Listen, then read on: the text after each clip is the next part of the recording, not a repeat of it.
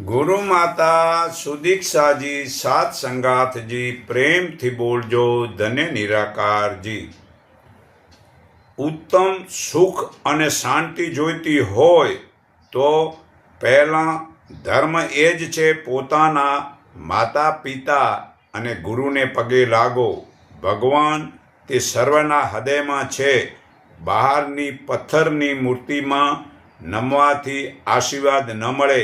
માતા પિતાને પગે લાગી તેનો આશીર્વાદ લઈને ઘરની બહાર જાય છે તેને ચોક્કસ લાભ થાય છે, તેનો દિવસ સારો જાય છે। બીજું, ધર્મ પોતાના શરીર વડે યોગાસન કરો તે શરીર બરાબર રાખવું તે ધર્મ છે। ત્રીજું, ધર્મ સવારે 6 વાગ્યા પહેલાં ઉઠો તે ધર્મ છે। ચોથું, ધર્મ સ્નાન કરી ધ્યાન કરો તે ધર્મ છે। પાંચમું, ધર્મ ઉત્તમ પુસ્તકને વાંચીને સત્યનું પાલન કરો તે ધર્મ છે। છઠ્ઠું, ધર્મ વેર ઈર્ષા અને અભિમાન છોડીને શુદ્ધ વ્યવહાર કરો તે ધર્મ છે। સાતમું, ધર્મ બીજાનું ધન વગેરેની ચોરી ન કરો, કોઈનો અધિકાર ન લેવો તે ધર્મ છે।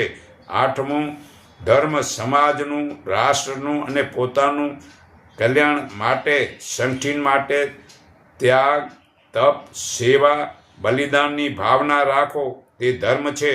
નવમું, ધર્મ ઉત્તમ કાર્ય માટે ખરાબ કાર્યને છોડી દો તે ધર્મ છે।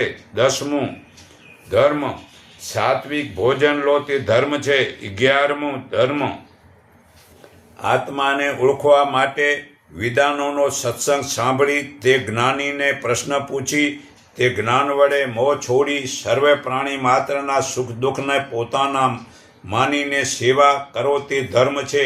12મું, ધર્મ ઉત્તમ ગુણ કર્મ સ્વભાવ સુધારવા માટે ધ્યાન કરો તે ધર્મ છે।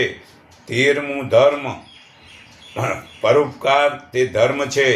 14મું, નમ્રતા, ત્યાગ, નિર્દોષતા અને સમાનતા, ક્ષમા, દયા, સંતોષ અને સત્યનું પાલન કરો તે ધર્મ છે।